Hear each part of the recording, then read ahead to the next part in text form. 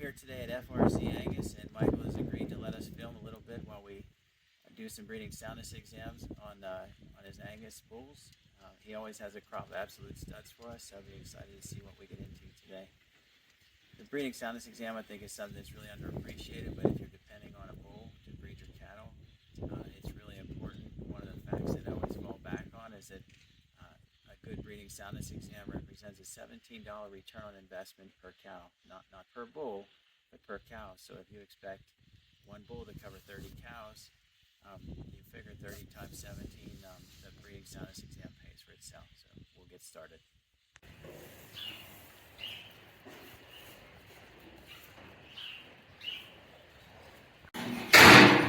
The breeding soundness exam starts with a basic physical. First of all, we need to make sure that the eyes are in good shape, the teeth are in good shape. We watch locomotion in the pen, and we'll lay a stethoscope on them to rule out any type of heart murmur or congenital defect. Okay, the next step is to measure the scrotal circumference. The bigger the factory, the higher the output. So you want to squeeze the testicles down into the scrotum. Hold them firm. Push until the testicles just start to dimple and read at the metal bar. So we're going to call him 33.5. The next step will be to give him a rectal exam and verify that all the male structures are in place, that there's no infection.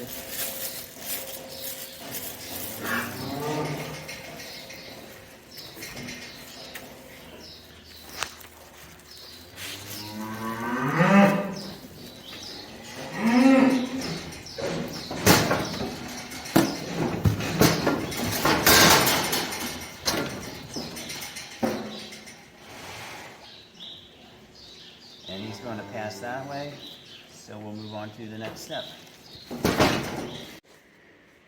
So while we were measuring the testicles, we also palpated them for abnormalities, and they passed flying colors. So the next step is going to be to use our electroejaculator tool that's connected to the thing that looks like a torpedo. We'll insert that rectally, and that electrical probe will stimulate his prostate, and we'll be able to collect a sample from him. Because it's cold outside, we're also going to use a heater for our sample, and that will prevent cold shock so we get accurate assessment of his sample.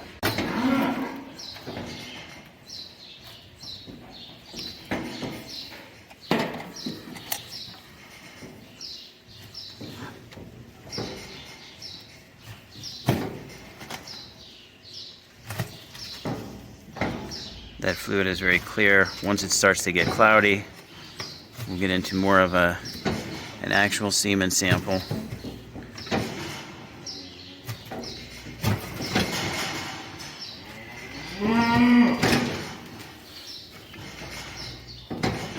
And he's cycled through once, so we'll take a look and see what we've got.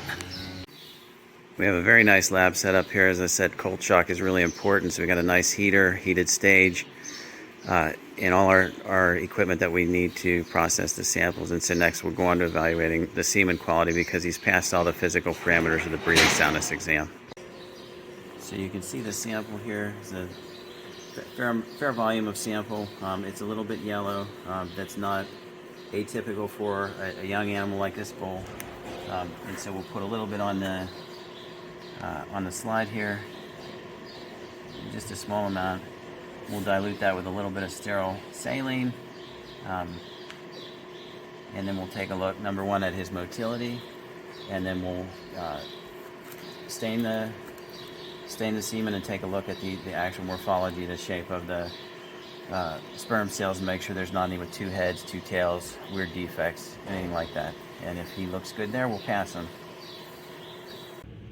Just a few final thoughts on the breeding soundness exam. We tested 14 bulls yesterday, and they all did very well. And so we thank Michael there at FRZ Angus again for letting us shoot a little bit of a video. The couple points that I wanted to address in looking back at the clips that I saw. Number one, you saw the bull dance a little bit while he was having his sample collected. And of course, it said it's not very painful for the bulls. I just wanted to demonstrate that point. So this will take a minute, but this is the electroejaculator. You see the ribs on the bottom here, which is where the pulse comes through. and just to demonstrate the point that it's not a real harsh electrical charge, I'm going to turn it on, let it cycle through, and just hold it while I talk, and you kind of get the feeling like, no, he's not being electrocuted. So I'll hit the button and continue making my point.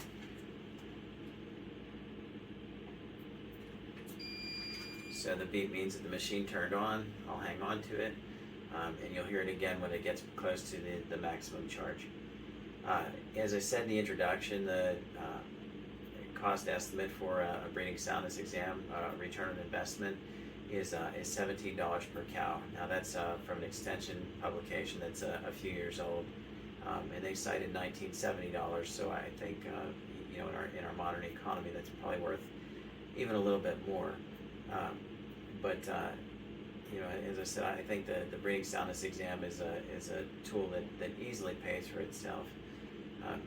One other thing that I'd like to address, if you watch the video, you can see when we put the electroejaculator in, the bull's rump, it has some manure on it. Their underbelly has some manure on it, but you can see in the videos, there's some really nice straw bedding in that pen. Those bulls are on a ration that's very energy dense. Those bulls, we do body condition scoring, and they all achieve very, very good body condition scoring. They have a lot of muscle tone, they've got a lot of mass, and they're being fed to grow and be strong. There's actually whole scoring systems for cattle manure. Those heavy energy diets tend to make for looser manure, and that can be a little bit sloppy. The other thing that contributes to that is that these bulls, they were not out on pasture. Right now they were penned up in a barn waiting for us to come and test them, and so even with adequate bedding, being cooped up in a smaller area like that is very easy for them to get dirty. And so those bulls are actually in very good conditions, even though you might look and say, why is there so much dirt on those bulls? But you heard the machine beep again, and it's actually ramped up about as high as it goes. I haven't felt anything, and so believe it or not, it's actually very minimal charge, just enough to stimulate the prostate. And that's it. It will actually start to cycle through again. So we'll turn it off and put this down.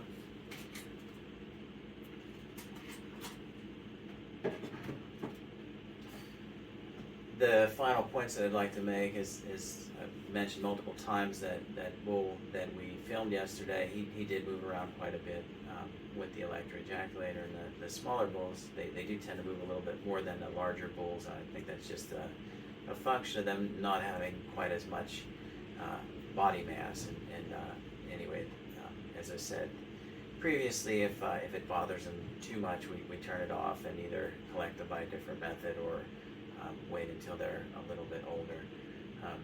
Typically about a year old is when we like to start looking at bulls. Before that, some bulls will pass, but a lot of them will not. They'll just get deferred and be told to come back when they're a little bit older and see if they can pass then.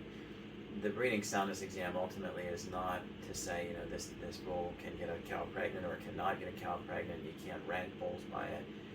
What it is a good estimate, a snapshot on that day, whether or not this bull can be expected to